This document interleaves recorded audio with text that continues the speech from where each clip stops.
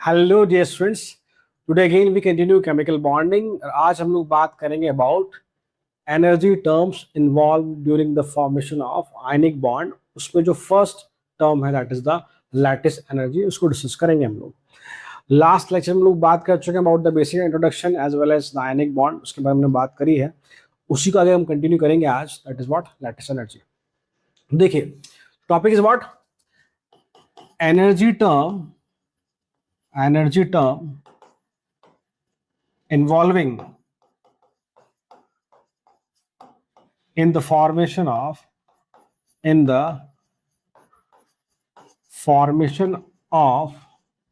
what we say ionic bond। देखिए, कुछ term हम पहले डिस्कस कर चुके हैं, जैसे कि the first one is what ionization energy. It is what for formation of cation. Because अगर आपको आयनिक बॉन्ड बनाना है, एक आयनिक सॉलिड एक क्रिस्टल बनाना है, तो definitely we require what cation and anion. तो फॉर्मेशन ऑफ कैटायन के लिए ये सुनो अमाउंट ऑफ एनर्जी हमें सप्लाई करनी पड़ती है यहाँ पर। Second is what electron affinity for formation of anion. Generally हम लिखते हैं कि it is what negative amount of energy यहाँ रिलीज होती है। And the third one for lattice formation of lattice. देखिए, सो मान लीजिए ए प्लस एंड बी माइनस, और ये बना आपका ए बी क्रिस्टल और वी से इट इज अ लैटिस। तो यहां बात आती है अबाउट द लैटिस एनर्जी की। किसकी बात आती है? लैटिस एनर्जी की। अभी हम देखेंगे what is the meaning of lattice energy, क्या होता है क्या नहीं होता है। उससे पहले समझिए, हम लोग है ना, जब भी आयनिक बॉन्ड के फॉर्मेशन की बात आती है, वहां दो इंपॉर्टेंट एनर्जी टर्म्स होती है। दो हमने पहले पढ़ लिए, IEEA। इसके अलावा केमिकल बॉन्डिंग के पॉइंट ऑफ व्यू से अगर हम देखेंगे, दो टर्म बहुत इंपॉर्टेंट है। एक जो हम आज डिस्कस करेंगे लैटिस एनर्जी, और एक होता है सेकंड हाइड्रेशन एनर्जी। फिर बाद में इन दोनों टर्म को मिलाकर एक नए कॉन्सेप्ट को डिस्कस किया जाता है, that is what the solubility of ionic compound. वहां पर लैटिस एनर्जी और हाइड्रेशन एनर्जी दोनों का बहुत स्ट्रॉन्ग इन्वॉल्वमेंट होता है। ये बातें इसलिए बता रहा हूँ आपको बिकॉज आप उसी तरह से दिमाग में एक पिक्चर क्लियर रखें कि हम लोग लैटिस एनर्जी पढ़ रहे हैं, फिर हाइड्रेशन एनर्जी पढ़ेंगे, फिर हम सॉल्युबिलिटी तक बढ़ेंगे। दिमाग में आपको मैप क्लियर होना चाहिए, एक बात ये। दूसरी बात, अगर पेपर अच्छा बनता है आपका मेडिकल का और जेई मेंस का, तो डेफिनेटली सॉल्युबिलिटी का क्वेश्चन आता है, या हाइड्रेशन या लैटिस एनर्जी का क्वेश्चन आता ही आता है। अगर हम JEE advance point of view से बात करें, then the hydration energy is very very important concept, specially in case of solubility. Yes सुनो, तो हम बात करते हैं about the term known as lattice energy. तो पहले मैं डेफिनेशन लिखता हूं, फिर समझाता हूं आपको। That is what lattice energy. Lattice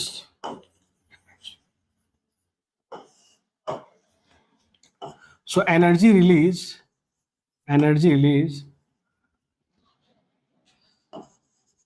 when ionic solid ionic compound लिख लीजिए, when ionic compound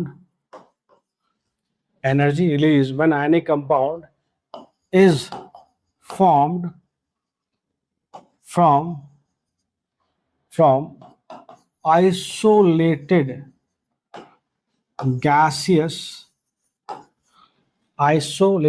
gaseous ions। क्या कहा हमने कि amount of energy released when ionic compound is formed from isolated gaseous ions is known as lattice energy, clear? अगर हम पर मोल की बात करेंगे तो लैटिस एनर्जी आपकी वो पर मोल डिफाइन हो जाएगी, ठीक है। अब देखो क्या कहा मैंने यहाँ पर कि ये आपका isolated gases cation, this is your isolated gases anion, clear? तो इनसे बनेगा आपका AB सॉलिड और वी से द लैटिस। और हम यहाँ कह रहे हैं कि जो अमाउंट ऑफ एनर्जी रिलीज होगी वो आपका क्या है? Lattice energy. वो क्या आपका लैटिस एनर्जी है। एक तो ये बात हो गई। अब ढंग से सुनना मेरी बात को, बॉन्ड बन रहा है, एनर्जी रिलीज हो रही है, बॉन्ड बन रहा है, एनर्जी रिलीज हो रही है। इसी लैटिस एनर्जी को एक तरह से और समझाया जाता है, ठीक वही यही है कि अगर आपको इस क्रिस्टल लैटिस को तोड़ना है, इसके रेस्पेक्टिव कैटायंस एनायंस, या आप कह लीजिए इसके रेस्पेक्टिव आइसोलेटेड गैसेस एनायंस में एंड कैटायंस में, तो जो अमाउंट ऑफ एनर्जी आपको देनी पड़ेगी बाहर से, वो भी क्या है, लैटिस एनर्जी। वो भी क्या है, लैटिस एनर्जी। तो परेशान नहीं होना है, मैंने यहाँ जो बात रखी है वो in term of energy release समझाया आपको। आप इसको ऐसे भी पढ़ सकते हैं कि 1 मोल ऑफ आयनिक सॉलिड है, आयनिक क्रिस्टल, आयनिक कंपाउंड है, इसको तोड़ना है इसके रेस्पेक्टिव आइसोलेटेड गैसेस आयंस में, तो जो अमाउंट ऑफ एनर्जी रिक्वायर्ड होगी वो आपकी क्या होगी, फिर से वो लैटिस एनर्जी होगी।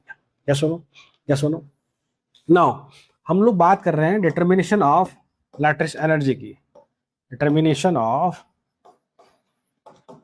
Lattice energy. अभी पॉइंट समझना आप लोग, या कह लीजिए calculation of lattice energy.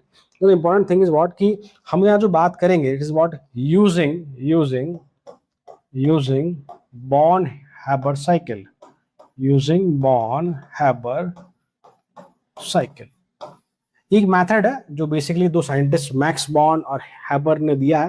Haber we all know, जिन्होंने Haber process that is the formation of ammonia, उसके बारे में बात रखी है अपनी। सो यहाँ हम यूज करेंगे, और ये एक इनडायरेक्ट मेथड है, it is an indirect method, it is an indirect method. अभी हम समझेंगे what is the meaning of indirect method, हम बात करेंगे उसकी। उससे पहले एक पॉइंट लिख लीजिए आप लोग कि भाई favorable condition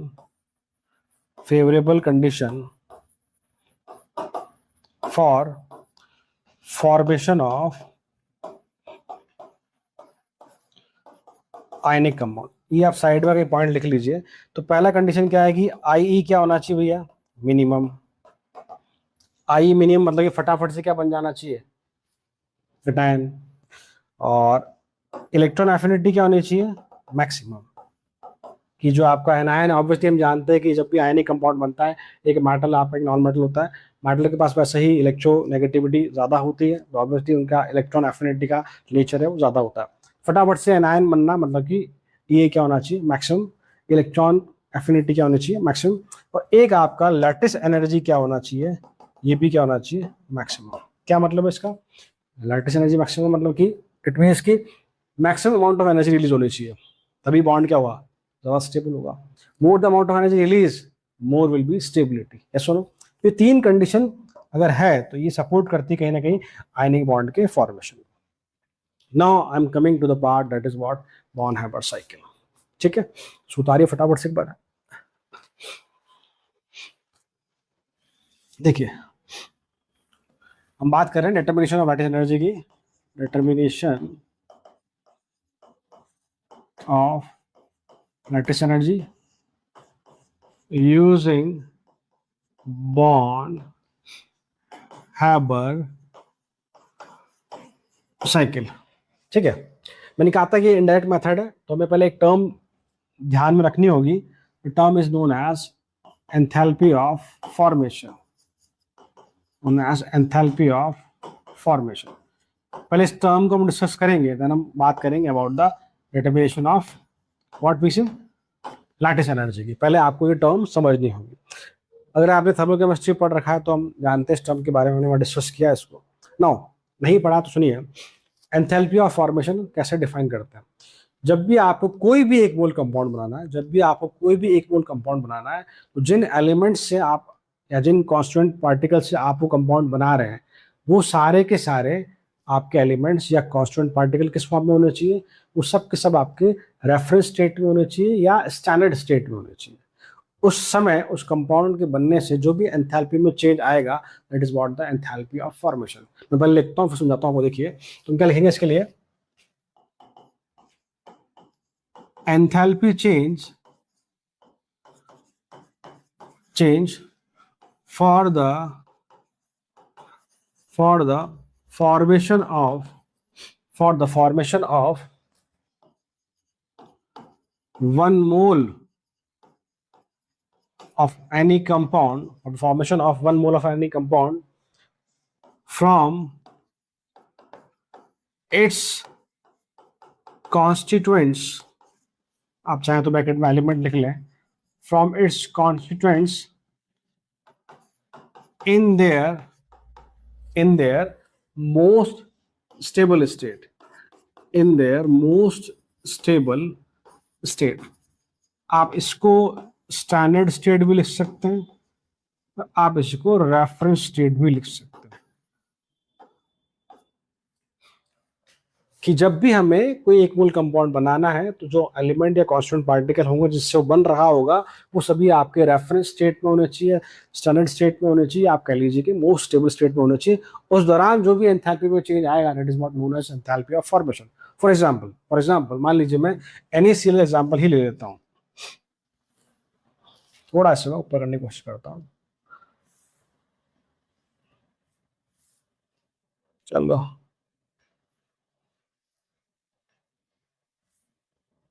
ठीक है। चलो देखो, मैं NaCl की बात करता हूँ, एग्जाम्पल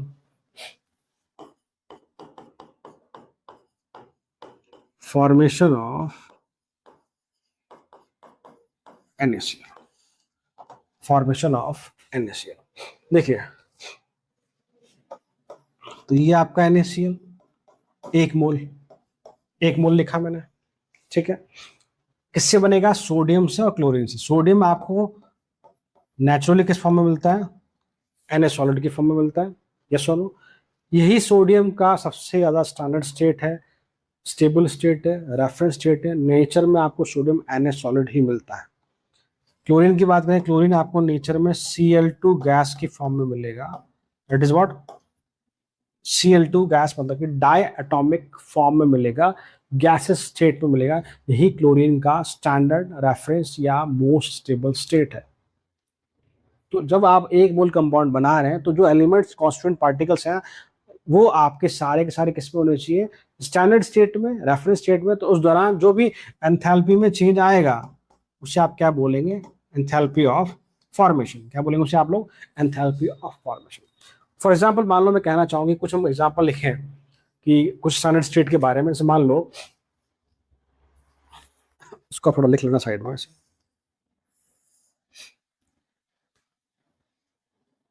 मैं इधर एलिमेंट लिख रहा हूँ, चलो छोड़ो आप तो। दैट देखो, जैसे क्लोरीन की हमने बात करी, क्लोरीन आपको Cl2 की फॉर्म में मिलता है। हम बात करें ब्रोमीन की, ब्रोमीन आपको नेचर में एज ए Br2 डायटोमिक ही मिलेगा, बट लिक्विड स्टेट में मिलेगा। This is the reference state, standard state. अगर मैं आयोडीन की बात करता हूँ, आयोडीन आपको नेचर में I2 में मिलेगा, बट वो सॉलिड स्टेट में मिलेगा, this is the reference state. Carbon की अगर आप बात करें, कार्बन नेचर में आपको कार्बन सॉलिड की फॉर्म में मिलता है, बट किस में? ग्रेफाइट की फॉर्म में, या ऐसा कह लीजिए graphite is the reference state of carbon, not a diamond. Graphite is thermodynamically more stable than what we say diamond. खैर फिलहाल हम थर्मोकेमिस्ट्री डिस्कस नहीं कर रहे हैं, इसलिए बहुत डिटेल में नहीं जा रहा, कुछ एग्जांपल दिखा रहा हूं आपको। ऐसे मान लो मैं कहूँ कि ऑक्सीजन, तो ऑक्सीजन आपको O2 गैस की फॉर्म में मिलेगा, हाइड्रोजन आपको H2 की फॉर्म में मिलेगा। मरकरी की हम बात करें, मरकरी आपको नेचर में Hg लिक्विड की फॉर्म में मिलेगा, फॉस्फोरस आपको P4 वाइट की फॉर्म में मिलेगा। इस तरह से हम ये जो मैंने लिखी है, this all are about the standard और रेफरेंस स्टेट। यस और no? Clear? I hope understand कि आपको समझ में आया what is the meaning of standard या what is the meaning of reference state. अब हम आते हैं हमारे टॉपिक पे, that is what determination of lattice energy. Clear? अब अगर मुझे लैटिस एनर्जी की बात करनी है तो देखो, अगर लैटिस एनर्जी के कॉन्सेप्ट के हिसाब से अगर आपको NaCl सॉलिड बनाना है तो आपके पास क्या होना चाहिए? Na plus gaseous cation, Cl minus gaseous anion in their isolated state. Yes और नो? तो यहाँ पर ना तो Na प्लस है ना Cl माइनस है, तो पहले हमें इसको कन्वर्ट करना होगा किसमें? Na प्लस और Cl माइनस। देखिए तो लुक एट दिस, फर्स्ट आप इसे क्या करेंगे? Na सॉलिड से ले जाएंगे Na गैसियस स्टेट में, तो यहाँ पर किसकी बात आएगी? सब्लिमेशन की, हीट ऑफ सब्लिमेशन। आपको कुछ एनर्जी देनी पड़ेगी सॉलिड से गैस में ले जाने के लिए, that is heat of sublimation, endothermic. Further आप इसको ले जाएंगे Na प्लस गैसियस कैटायन की फॉर्म में, then it is what? Ionization energy की बात होगी। यहाँ पर आपको इसमें से एक इलेक्ट्रॉन निकालना पड़ेगा, and this is also what? Positive. आपको अमाउंट ऑफ एनर्जी सप्लाई करनी होगी। बन गया Na+। इसकी बात करें तो पहले ये डाई एटॉमिक स्टेट में, आपको इससे पहले एटॉमिक स्टेट पे या मोनो एटॉमिक स्टेट पे लेकर आना पड़ेगा, पहले आपको उसको तोड़ना पड़ेगा। It is what dissociation energy, D/2। क्यों? 2 से 1 कर रहे हैं हम लोग, बाहर हाफ लगा हुआ है, समझ गए आप लोग। अब इस Cl को आपको ले जाना है किसमें, कन्वर्ट करना है Cl माइनस गैसेस एनायन में। यहाँ बात होगी किसकी, इलेक्ट्रॉन एफिनिटी की, यहाँ एनर्जी रिलीज होगी। तो मैं इसको लिख रहा हूं delta H Eg negative form में। नेगेटिव मतलब इतना सा है कि अमाउंट ऑफ एनर्जी यहाँ पर रिलीज हुई है। आप इसको EAB लिख सकते हैं, इलेक्ट्रॉन एफिनिटी भी लिख सकते हैं, कोई दिक्कत वाली बात नहीं, ठीक है। अब ये दोनों क्या होंगे, कंबाइन होंगे और क्या बनेगा आपका, लैटिस बनेगा। एग्री और नॉट? तो यहाँ पर जो एनर्जी आपकी वो क्या होगी, रिलीज होगी। क्या होगी, एनर्जी आपकी रिलीज होगी। एग्री और नॉट? एग्री और नॉट? तो अभी क्या देखा कि अब मैं एक कि अगर मुझे पहले क्या करना पड़ रहा है, फर्स्ट स्टेप में Na सॉलिड से जाना पड़ रहा है Na प्लस गैसेस एटम की तरफ, सॉरी कैटायन की तरफ, फिर आपको Cl2 से कहा जा रहा है Cl माइनस की तरफ। तो आप देख रहे हैं एक बार सब्लिमेशन करेंगे, फिर हम IE सप्लाई करेंगे, यहाँ हम पहले बॉन्ड एनर्जी देंगे, फिर यहाँ पर बात होगी इलेक्ट्रॉन एफिनिटी की, यस और नो। फिर इन दोनों के कॉम्बिनेशन से बनेगा आपका क्रिस्टल। क्लियर? क्लियर? तो मैं यहाँ अभी इक्वेशन लिखने जा रहा हूँ, एक बार देखिए आप लोग, थोड़ा इसको मैं श्रिंक करने की कोशिश करता हूँ।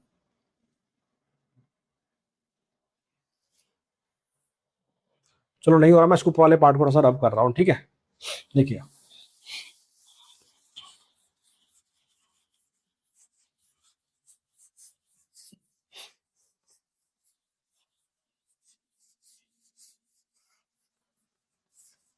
Look at this. तो मैं कह रहा हूं कि delta HF equal to what, sublimation plus IE plus आपका D/2, और इसको माइनस लिख रहा हूं ना, माइनस डेल्टा HEG। वैसे तो अंडरस्टूड, अगर प्लस भी लिखता हूँ मान लो मैं, आपको समझ में आया कि एनर्जी रिलीज हो रही है, वैल्यू में नेगेटिव पुट करनी है, ठीक है। साथ में माइनस लैटिस एनर्जी। ये अब यहाँ पे क्या है कि ये इनडायरेक्ट तरीका है लैटिस एनर्जी को निकालने का। अब आपके पास ये वैल्यूज अगर है तो आप यहाँ से आप लैटिस एनर्जी कैलकुलेट कर सकते हैं। This is what the method of calculation of lattice energy using born-hyper cycle. तो ये जो अरेंजमेंट हमने किया, ये पूरा हमने साइकिल बना दिया। The whole cycle is what known as Born Haber cycle. तो बॉर्न-हाइपर साइकिल जो है, इसकी हेल्प से हम लैटिस एनर्जी कैलकुलेट करते हैं। नाउ थिंग इज दैट कि सर आपने कैसे इसके बराबर में इन सबका सम कर दिया, ये कैसे किया, ये हम बात करते हैं फ्रॉम हैशेस लॉ। अगर आपने पढ़ा है थर्मोकेमिस्ट्री में, you all know about that, from hashes law of constant summation. Hashes law of constant summation. देखिए क्या है हैशेस लॉ। मान लीजिए मैं कहूंगी C+O2, हम कार्बन का कंबशन कर रहे हैं, CO2 बन रहा है। ऑब्वियसली कंबशन एक एक्सोथर्मिक प्रोसेस है, तो हमने एक स्टेप में कार्बन का कंबशन किया, CO2 बना दिया। तो डेल्टा H की हमने बात कर ली, एनर्जी होगी रिलीज होगी, ठीक है। मान लीजिए यहाँ पर डेल्टा H का वैल्यू आया -100 जूल। सपोज कीजिए कि इस कंबशन के दौरान 100 जूल की एनर्जी रिलीज हुई, मान लीजिए ऐसा, ठीक है।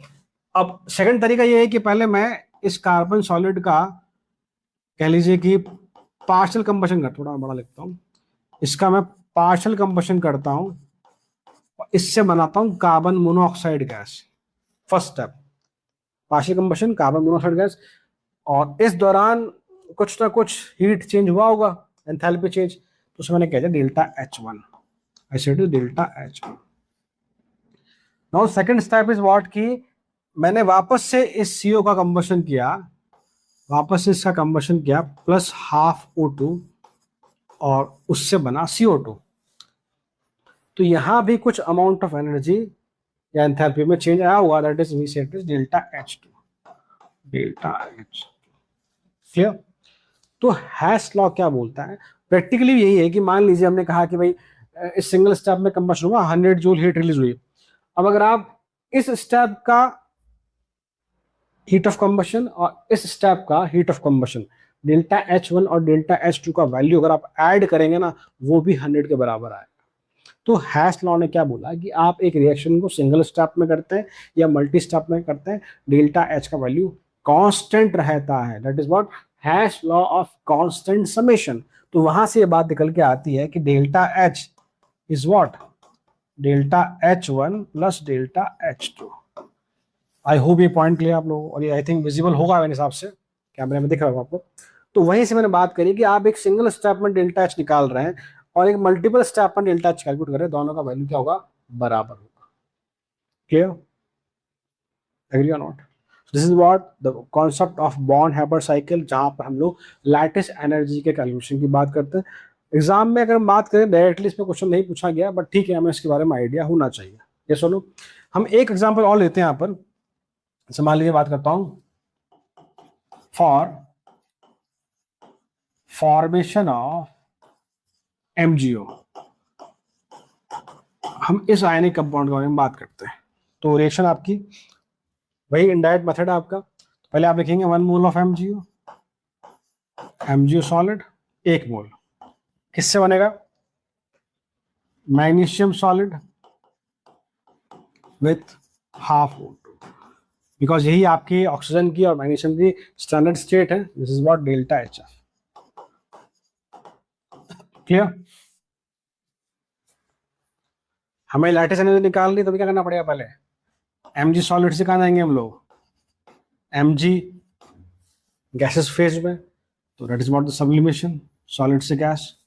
फिर Mg से Mg प्लस, तो IE1 की बात होगी। यहाँ पर पहला इलेक्ट्रॉन निकाला है, तो हम जानते हैं MgO में क्या है, that is in MgO we know magnesium +2 में और ये ऑक्साइड -2 में।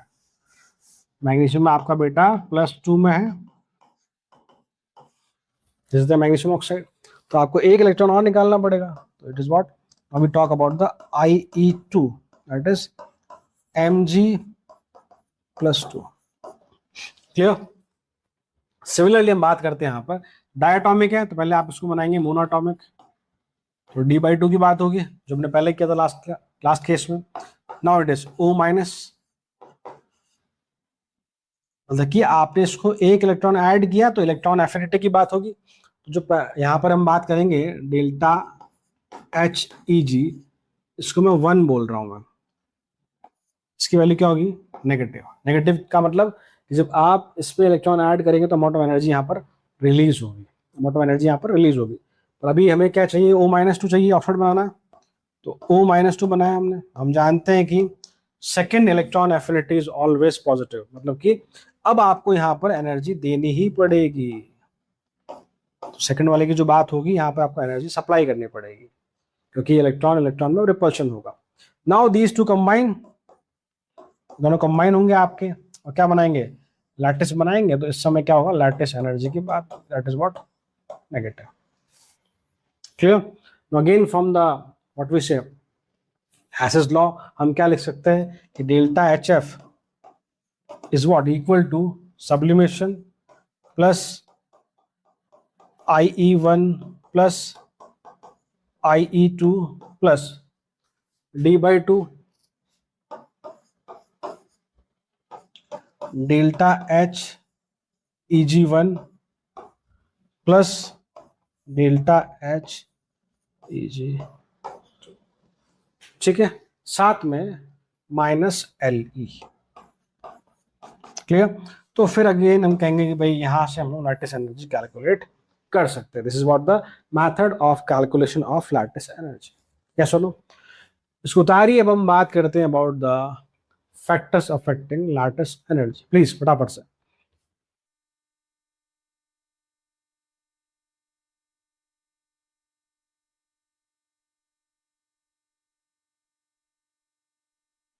देखिए भाई, so we talk about the factors affecting lattice energy. Mainly दो फैक्टर है यहां पर, चार्ज और size. Factors affecting lattice energy, ठीक है। तो मान लीजिए हमने कहा A plus gas, B minus, और ये आपका बना आयनिक सॉलिड और इसे क्रिस्टल लैटिस। तो इसको ऐसे दिखा सकते हैं भाई कि ये आपका cation A, so it is A plus, and this is what your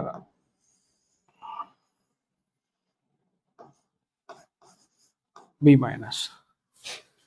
अब इन दोनों जो फोर्स ऑफ अट्रैक्शन है आपका, that is what, electrostatic force of attraction है आपका, that is K Q1 Q2 upon R square.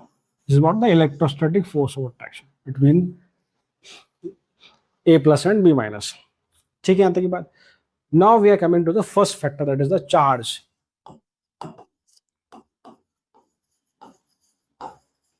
Charge on ions, ये पहला factor है। तो देखिए हम क्या लिखेंगे,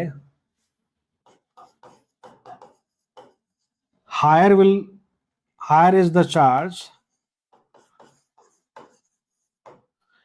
मोर will be force of attraction, more will be force of attraction. सही बात है ना, अगर चार्ज बढ़ेगा तो फोर्स ऑफ अट्रैक्शन बढ़ेगा।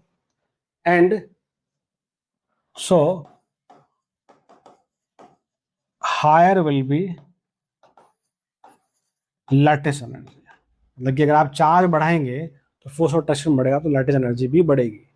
ऑब्वियसली बात, अगर फोर्स ऑफ अट्रैक्शन ज्यादा है तो उस आयनिक सॉलिड से एनर्जी ज्यादा लिबरेट होगी, आप ऐसा कह लीजिए।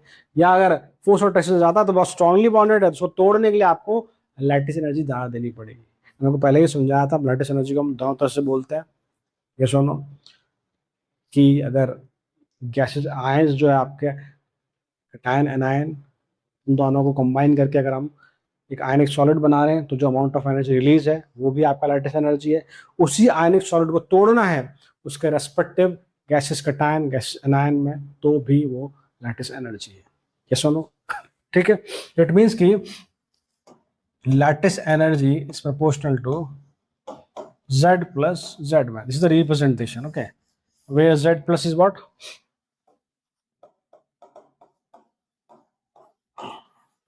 charge on cation, this is what,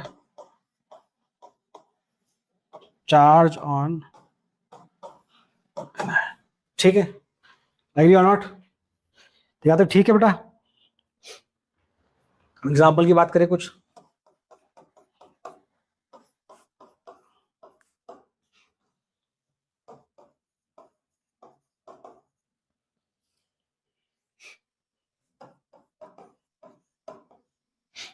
इसमें कंपेयर करना, एक तो आपको बताओ किसका ज्यादा होगा।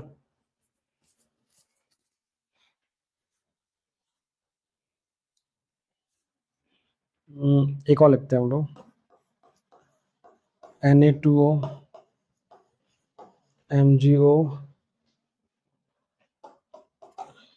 Al2O3 Li2O। ठीक है, देखिए कुछ एग्जांपल लिखे हैं, मैं लैटिस एनर्जी का ऑर्डर लिखना है, बहुत सिंपल सा। देखो मैंने इन सब में ना एक चार्ज फिक्स कर रखा है, आप देखेंगे एक चार्ज फिक्स कर रखा है, F minus F minus F minus. तो यहाँ +1 +2 +3 चार्ज बढ़ रहा है, लैटिस एनर्जी बढ़ रहा है। क्लियर। यहाँ देखिए ऑक्सीजन में -2 फिक्स है, Na+1 Mg+2 Al+3, तो अगेन लैटिस एनर्जी आपका बढ़ रहा है। सिमिलरली अब यहाँ देखेंगे तो लैटिस एनर्जी बढ़ रहा है। तो यहाँ हमने चार्ज की बात करी, ठीक है। ये सुनो, सो उतारिए, हम सेकंड फैक्टर की बात करते हैं, it is what the size. Please फटाफट से देखिए, second factor is what the size.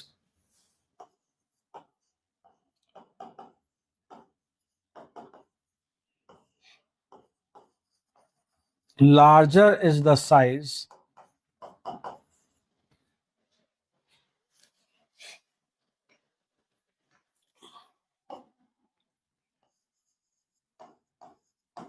lesser will be force of attraction, and hence smaller is the lattice energy.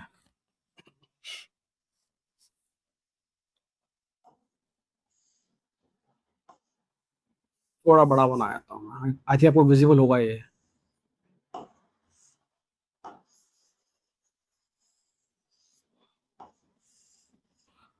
This is r plus r minus a b, ऐसे कुछ है ना, a plus b minus, थोड़ी देर पहले बनाया था बेटा मैंने ना, वही है वापस दोबारा मैंने बनाया है। देखो क्या लिखा हमने कि अगर साइज ज्यादा होगा तो फोर्स ऑफ अट्रैक्शन कम होगा। ऑब्वियसली बात है, जितना साइज बढ़ेगा उतना ही अपोजिट चार्ज आपका कम होता जाएगा। ये सुनो, so lesser will be force of attraction. अगर फोर्स ऑफ अट्रैक्शन कम होगा तो ऑब्वियसली आपका लैटिस एनर्जी का वैल्यू भी ड्रॉप हो जाएगा।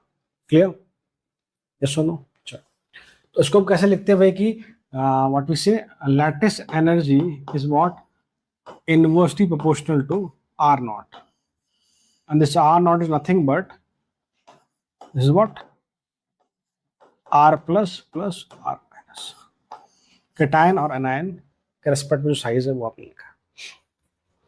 अब अगर मैं कुछ एग्जांपल की बात कर ली हो, देखिए फर्स्ट वन,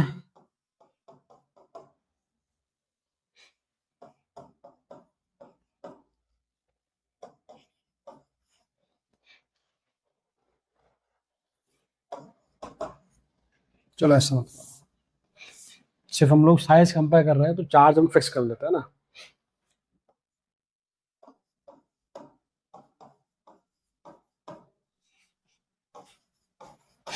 ठीक है भाई, एक तो ये बात कर ली, सेकंड हम बात करते हैं।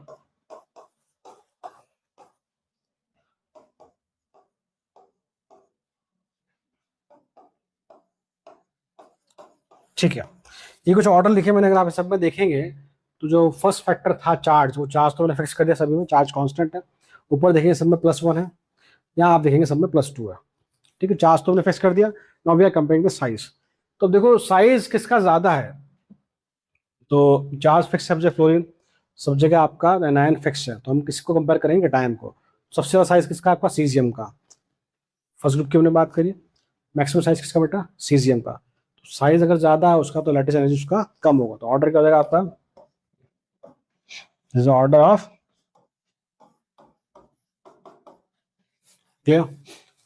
सिमिलरली आप यहाँ पे देखिए, यहाँ पे हमने क्लोरीन फिक्स कर रखा है, तो साइज की बात करेंगे डाउन द ग्रुप, फिर से आपका साइज अगर ज्यादा है तो लैटिस एनर्जी आपका कम हो जाएगा। दैट्स व्हाई SrCl2 का लैटिस एनर्जी सबसे कम होगा सेकंड वाले केस में। क्लियर? सो उतारिए फटाफट बेटा।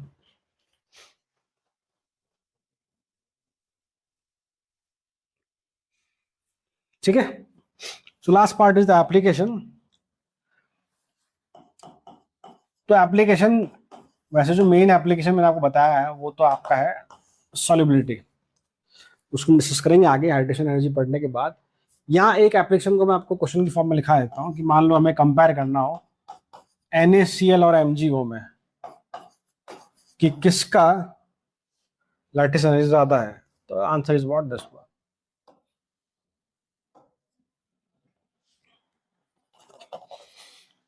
तो दो फैक्टर काम कर रहे हैं यहाँ पे, एक तो चार्ज और एक साइज। तो यहाँ पर क्या है, चार्ज देखें हम लोग तो +1 है, यहाँ पर चार्ज क्या है, +2। तो charge wise magnesium having the more charge, so उसका लैटिस एनर्जी भी ज्यादा होगा।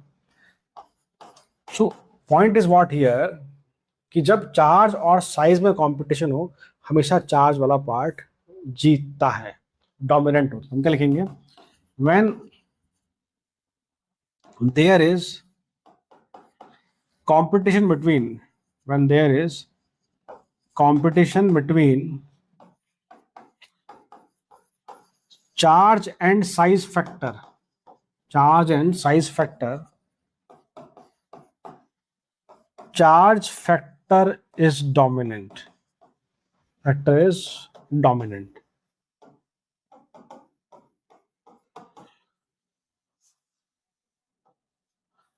because size is in picometer, because size is in picometer, whereas Na having 1 unit charge, that is Na plus, and magnesium having 2 unit charge, that is what, double. तो क्या लिखा हमने कि जब हम चार्ज और साइज को कंपेयर कर रहे हैं बेटा, तो हमेशा हम चार्ज वाले फैक्टर को ज्यादा तवज्जो देते हैं, वो ज्यादा डोमिनेंट होता है आपका, बिकॉज साइज तो मेजर क्या आता है पिकोमीटर में, तो वहां बहुत ज्यादा फर्क नहीं आता, बट आप चार्ज कंपेयर करेंगे तो उसमें +1 से +2 है, इट्स जस्ट डबल। यहाँ 1 यूनिट का चार्ज है, यहाँ पे 2 यूनिट का चार्ज है, that's why the charge factor is what the dominant, and MgO having the more lattice energy compared to LHC। ये सुनो, तो ये हमने आज बात करी बेटा about the term known as lattice energy, और इसका एक एप्लीकेशन बाकी है जो हम डिस्कस करेंगे, आगे पढ़ेंगे हम लोग, दैट इज व्हाट, सॉल्युबिलिटी। तो आज के लेक्चर में इतना ही, मिलते हैं नेक्स्ट वीडियो में, हम बात करेंगे about the term known as hydration energy. Till then, thank you.